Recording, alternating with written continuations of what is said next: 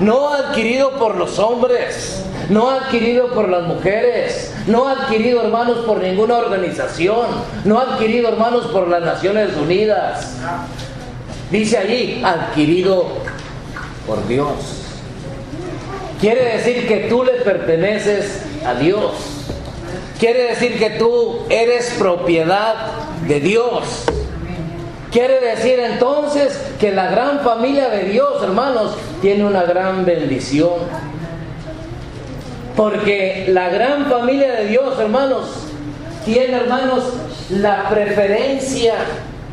La preferencia, hermanos, es que Dios, hermanos, la adquirió mediante la predicación del Evangelio. Ese Evangelio que se predicó antes de que yo estuviera aquí. Ese Evangelio, hermanos, que se ha predicado antes de esta campaña. Ese Evangelio, hermanos, que se ha predicado con nuestras palabras. Ese Evangelio que se ha predicado, hermanos, con nuestra conducta. Ese Evangelio que se ha predicado, hermanos, con nuestra fidelidad. Ese Evangelio que se ha predicado, hermanos, por nuestro amor a la obra del Señor. Tú perteneces a la gran familia de Dios y tienes preferencia porque Dios te ha adquirido por medio de la predicación del Evangelio. Y no solamente te ha adquirido por la predicación del Evangelio, sino que te ha adquirido por el sacrificio que su Hijo Cristo hizo en la cruz del Calvario. Esta preferencia, hermanos, tiene su valor. Esta preferencia, hermanos, tiene, hermanos, su fuerza. Pero esta preferencia, hermanos, nos ha rescatado de las tinieblas y de las garras de Satanás. En las familias hay ocasiones de que hay ciertos hijos que tienen cierta preferencia por ser a lo mejor el más grande, por ser a lo mejor el más pequeño, o por ser a lo mejor la única mujer, o a lo mejor el único hombre, y tiene ciertas preferencias. Bueno, eso hay en la familia, pero en Dios, hermanos, en Dios hay una preferencia espiritual. Y esa preferencia espiritual, hermanos, está a nuestro alcance. Esa preferencia, hermanos, espiritual está, hermanos, en nuestras manos. Esa preferencia espiritual Dios te la ha dado para que vengas a formar parte de la gran familia de Dios. Sigue anunciando ahí el verso, sigue diciendo: para que anunciéis las virtudes de aquel que os llamó de las tinieblas. Número 5, la responsabilidad. La responsabilidad. Para que anunciéis las virtudes de aquel que os llamó. Quiere decir entonces que cada cristiano, hombre o mujer, como decía nuestro hermano, tiene un deber. Un deber, hermanos, que cada uno de nosotros tenemos que cumplir. Así como tenemos deberes en la familia, en el trabajo, en la escuela y en el círculo en que nos movamos. Tenemos una responsabilidad.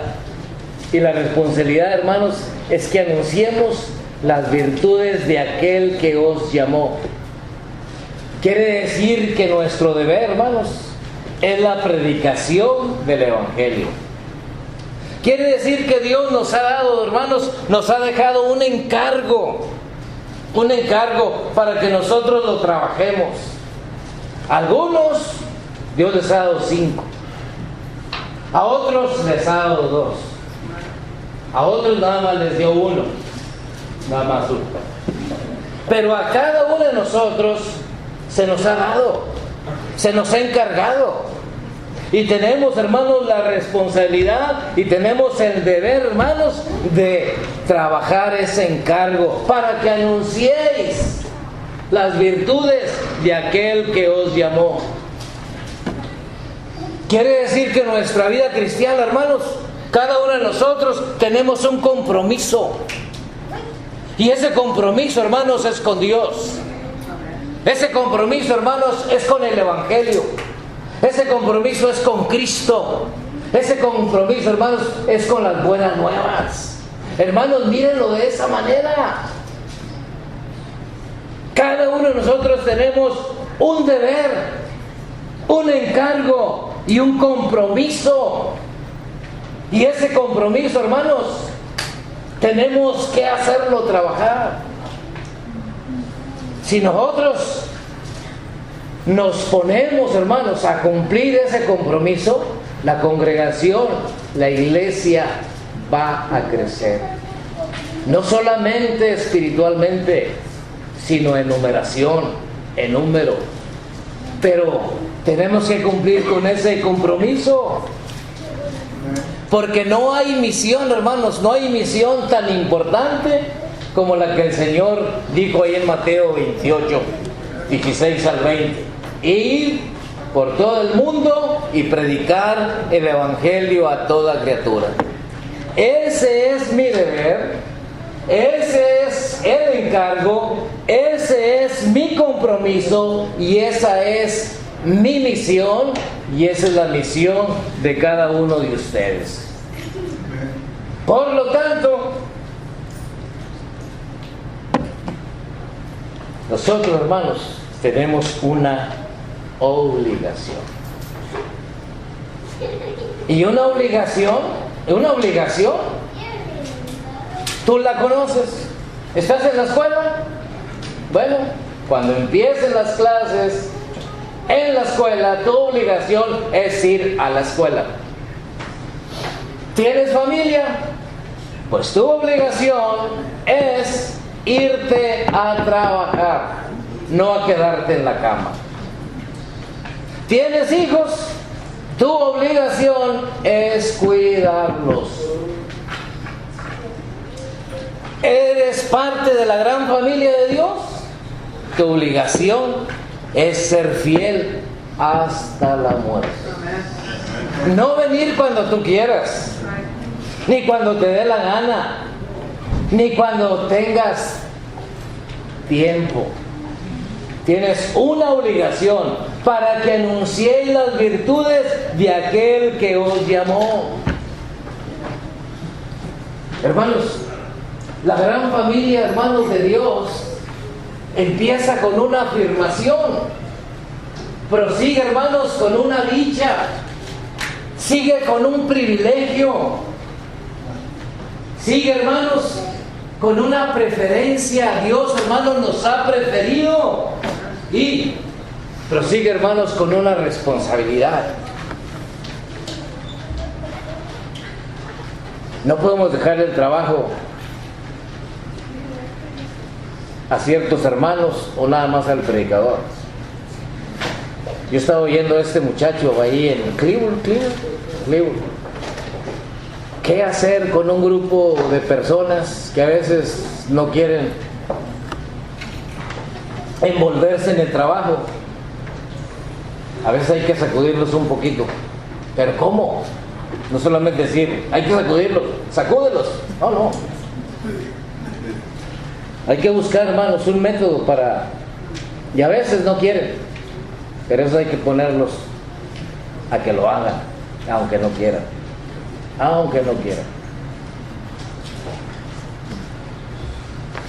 Y es que, hermanos, cuando hay una obligación, no hay opciones.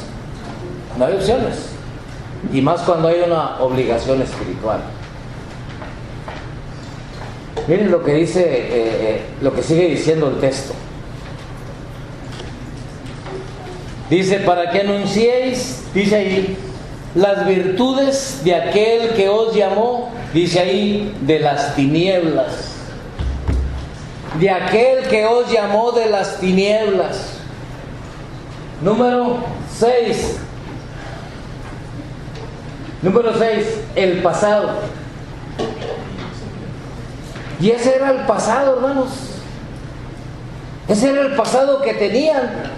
aquellos que Pedro, hermanos, Pedro está escribiendo un pasado.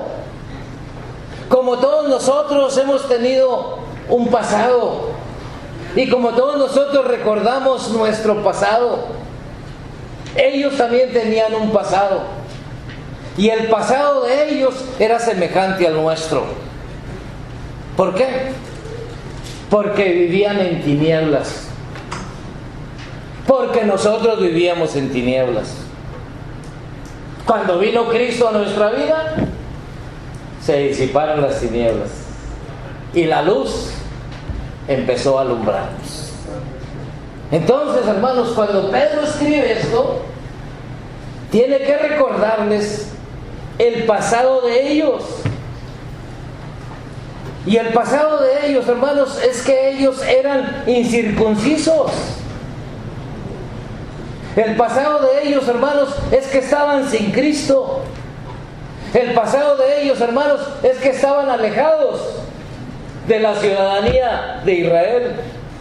El pasado de ellos, hermanos, es que estaban alejados de los pactos de la promesa.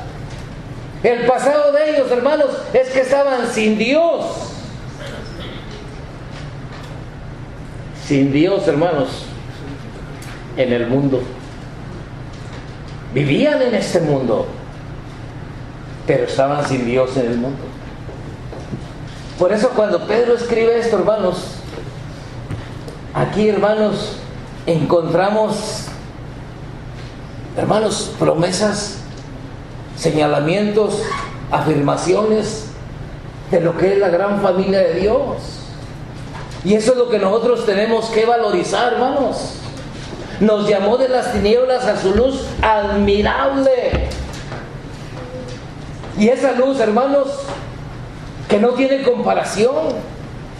Esa luz, hermanos, que no la puedes valorizar en números, ni en pesos, ni en dólares. El pasado, hermanos, de ellos, hermanos, era un pasado señalado. Era un pasado sin Cristo. Era un pasado sin ciudadanía. Era un pasado sin promesa. Y era un pasado sin esperanza. Y eso es lo que les está recordando. Tú perteneces a la gran familia de Dios cuando obedeciste el Evangelio. Pero tú que no has obedecido, que no te has bautizado, estás, hermanos, en tinieblas. Estás sin Cristo. Estás sin ciudadanía. Estás sin promesa. Estás sin esperanza. Y estás sin alegría. Cuando uno está con la familia, uno está contento. Cuando uno está lejos de la familia, los ánimos, hermanos, decaen. Sigamos leyendo. ¿Qué tanto me queda? ¿Sirve eso que está ahí o no sirve?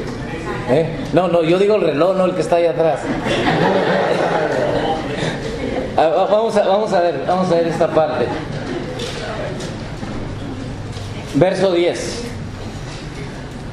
Vosotros que en otro tiempo no erais pueblo, pero que ahora sois pueblo de Dios. ¿Se fijan? Vosotros que en otro tiempo no erais pueblo, pero que ahora sois pueblo de Dios. Que en otro tiempo no habíais alcanzado misericordia, pero que ahora habéis alcanzado misericordia. En otro tiempo. ¿Ya no cabe, verdad? Bueno, así, nomás escriban lo que en su mente. La recompensa. Para la familia de Dios, hermanos, para la gran familia de Dios hay recompensa. No solamente aquí en la tierra, sino allá en los cielos. El Señor dijo: voy pues a preparar lugar para ustedes, porque vendré otra vez y los tomaré a mí mismo, para que donde yo esté, ustedes también estén. Saben a dónde voy y saben el camino. Algunos tienen el virus